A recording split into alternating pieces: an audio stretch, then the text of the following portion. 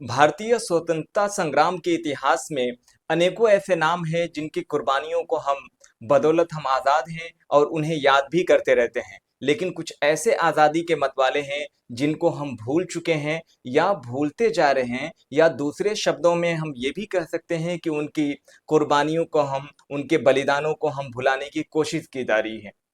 आज हम ऐसे ही एक नायक के बारे में आपको रूबरू कराने वाले हैं जिनको दुनिया अब्दुल कयूम अंसारी के नाम से जानती है। एक कट्टर देशभक्त, समानता के लिए एक मजबूत योद्धा, हाशिए पर पड़े लोगों के लिए एक मसीहा और जिन्ना के दीव राष्ट्र सिद्धांत के कट्टर विरोधी। स्वतंत्रता से पहले और बाद में भारत के ताने बाने में अपने अपार योगदान के बावजूद का नाम महान भारतीय नेताओं, क्रांतिकारियों, समाज सुधारकों, शिक्षाविद, पत्रकार और स्वतंत्रता सेनानियों की सूची में शायद ही कभी लिया जाता है।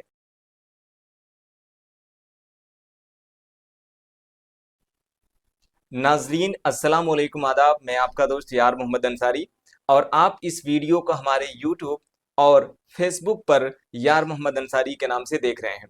आपका बहुत बहुत शुक्रिया।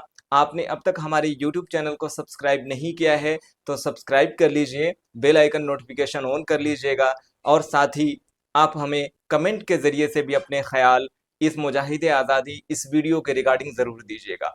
आइए जिस हम अजीम शख्सियत के हवाले से बात कर रहे हैं, यानी अब्दुल कयूम अंसारी एक महान स्वतंत्रता सेनानी और सामाजिक कार्यकर्ता थे जिन्होंने भारत की आज़ादी की लड़ाई में महत्वपूर्ण भूमिका निभाई थी।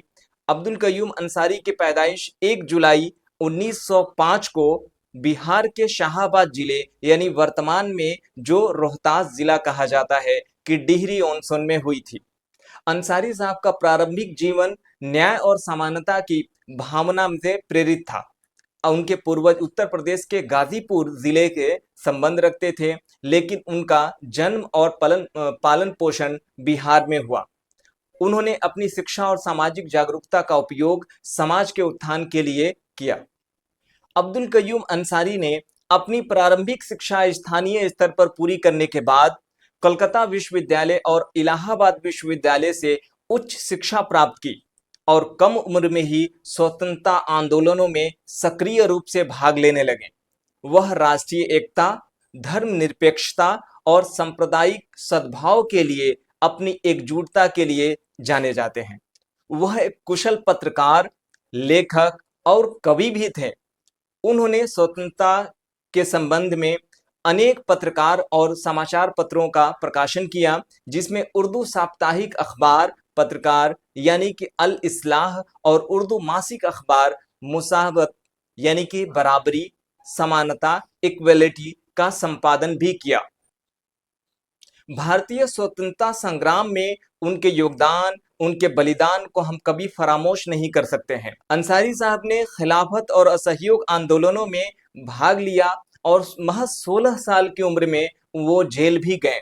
उन्होंने मुस्लिम लीग की अलगाववादी नीतियों का कड़ा विरोध किया और मोमिन आंदोलन की शुरुआत की, जिसका उद्देश्य पसमानदा मुसलमानों के सामाजिक, राजनीतिक और आर्थिक उत्थान के लिए काम करना था।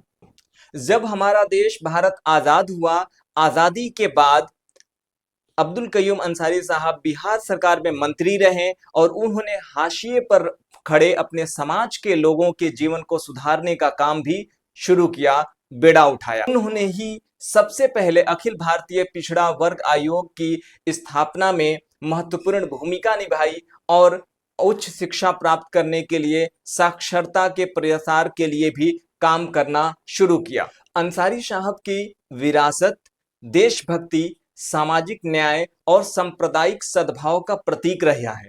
उनके योगदान को देखते हुए उन्हें भारत के सर्वोच्च सम्मान भारत रत्न से सम्मानित करने की भी मांग गाहे गाहे होती रही है। उनकी मृत्यु 18 जनवरी 1973 ईस्वी को हुई थी, लेकिन उनकी याद में 2005 में भारतीय डाक सेवा ने एक डाक टिकट जारी किया। अब्दुल कयूम अंसारी साहब की देशभक्ति बेमिसाल थी। दो राष्ट्र सिद्धांत के प्रति उनका विरोध इस विश्वास पर आधारित था कि भारत सभी के लिए एक भूमि है, चाहे उनकी जाति, पंथ या धर्म अलग ही क्यों न हो। उन्होंने अथक रूप से सांप्रदायिक सद्भाव के लिए, सौहार्द के लिए, राष्ट्रीय एकीकरण का बढ़ावा देने की बात की। उनकी अनोखी देशभक्ति 1947 में कश्मीर और पाकिस्तान के आक्रमण के दौरान स्पष्ट हुई, या देखने को कह सकते हैं कि मिली, जब वे आक्रमण की निंदा करने वाले पहले मुस्लिम नेता के तौर पे उभरे। उन्होंने 1957 में कब्जे वाले कश्मीर पर को आजाद कराने के लिए भारतीय मुस्लिम युवा कश्मीर मोर्चा का गठन किया और भारतीय सरकार के समर्थन में मुस्लिम जनता को एकत्रित करना शुरू किया। हैदराबाद में रजाकारों के भारत विरोधी विद्रोह के दौरान भारत सरकार के प्रति उनके अटूट समर्थन ने एक सच्चे देशभक्त के रूप में उनकी छवि को और ज्यादा मजबूत कर दिया। उन्होंने पसमानदा मुस्लिम समाज या समुदाय को एकत्रित करने, संगठित करने में अपनी महत्वपूर्ण भूमिका निभाई, जो भारत की मुस्लिम आबादी का 70% से अधिक हिस्सा रखते हैं। वे एक कर्मठ व्यक्ति थे जिन्होंने वंचितों के बीच शिक्षा और साक्षरता का बढ़ावा देने के लिए पहल की। उनके प्रयासों से हाशिए पर खड़े या मौजूद लोगों के जीवन में बेहतर बनाने के लिए समर्पित विभिन्न संस्थानों और संगठनों की स्थापना शुरू की गई। अब्दुल कयूम अंसारी साहब पसमानदा आंदोलन के अग्रणी नेता रहे, जो मुस्लिम समुदाय में मौजूद पिछड़े और दलित वर्गों के उत्थान के लिए समर्पित रहे हैं। वे एक न केवल पसमानदा मुस्लिमों बल्कि अन्य धर्मों के पिछड़े और दलित समुदायों के लिए भी सम्मानित नेता जाने जाते रहे हैं।